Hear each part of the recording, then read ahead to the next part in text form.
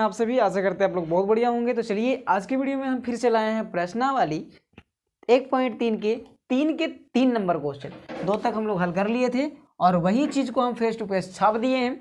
और छापने के बाद में आपको क्या करना है, जहाँ जहाँ 7√5 था वहाँ वहाँ आपको अबरी 6√2 6 + √2 लिखना है। ठीक है, बिल्कुल वही काम करना है।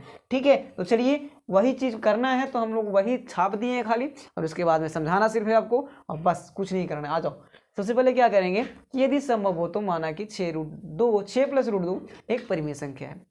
वो बोल रहा था कि अपरिमेय है तो आप मान लीजिए परिमेय। ठीक है, जब परिमेय बोल दिए तो इस तरह से इसको लिख सकते हैं 6 + √2 बराबर P/Q लिख सकते हैं। आप सहमत है ना? लिख सकते हैं। जब हम परिमेय बोल दिए तब इस तरह से लिखेंगे और लिखना है जहां P और Q जो है 2 पूर्णांक है। क्या है? पूर्णांक है। और पूर्णांक किसे कहते हैं अगर आपको जानना है तो मेरे प्लेलिस्ट बनाए हुए हैं, आप जा करके देख सकते हैं। कुछ मैथ्स के महत्वपूर्ण फॉर्मूले और कुछ मैथ्स के महत्वपूर्ण परिभाषाएं, उसका प्लेलिस्ट है, आप जाकर चेक कीजिए। चलिए तो देखते हैं। पूर्णांक है और Q बराबर नहीं 0, मतलब कि नहीं 0 रहेगा तभी परिमेय संख्या हो सकता है। अगर Q बराबर 0 हो जाएगा, जैसे P/0 हो जाए या 6/0 हो जाए या 2/0 हो जाए, तो ये सब अपरिमेय संख्या है। क्या है? अपरिमेय संख्याएं हैं। क्यों? क्योंकि इसको जब हम हल करेंगे तो इसका मान जो आएगा अपरिभाषित आएगा, इसीलिए ये सब क्या है? अपरिमेय संख्या है। और विशेष जानकारी लेना है तो प्लेलिस्ट में जाकर चेक कीजिए, आपको पूरा वीडियो मिलेगा। कौन अपरिभाषित होगा, कौन शून्य होगा, सब मिलेगा। आइए समझते हैं। तो देखना है, अब इतना करने के बाद में क्या करना है आपको कि इसको थोड़ा सा हल करना है।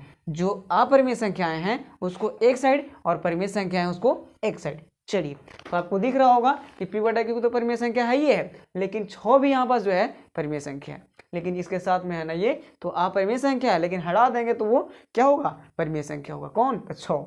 ठीक है, आइए तो क्या करना है ना कि √2 को छोड़ दीजिए इधर ही, बराबर लिख लेंगे P/Q और माइनस में 6 चला जाएगा, उधर जाएगा ना? बिल्कुल जाएगा। क्यों? कि इधर है जो प्लस में है ये 6 और बराबर के उछट जाएगा था माइनस में। बिल्कुल। चलिए अब देखना है आपको कि ई जो है से अपरिमेय और ये पूरा जो है से परिमेय संख्या दिख रहा है ना आपको, तो इस चीजवा के लिख देना है। कौन लिखना है? देखिए सबसे पहले कहना है कि 2 परिमेय संख्याओं का, चूंकि 2 परिमेय संख्याओं का अंतर एवं भागफल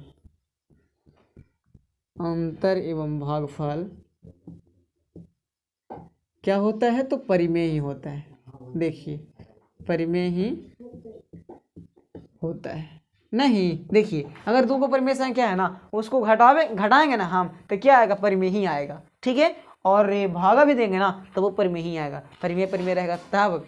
ठीक है, चलिए तो यही चीज को हम लिखे हैं कि 2 परिमेय संख्याओं का अंतर एवं भागफल परिमेय ही होता है। तो अंतर कहाँ लिखे? कहीं घटाव के चिन्ह दिख रहा है, जो दिखेगा आपको लिख देना है। जोड़ रहता तो जोगफल लिखते, घटाव है तो अंतर लिखे। ठीक है, और देखिए भागफल कहाँ लिखे? तब P/Q मैंने भाग रूप में है कि नहीं है? बिल्कुल है। बटा के रूप में तो भाग रूप में है। ठीक है, तो चलिए इसलिए भागफल भी लिखे।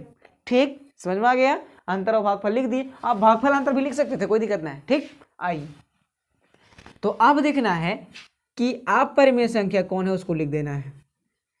अपरिमेय संख्या, अपरिमेय संख्या कौन है?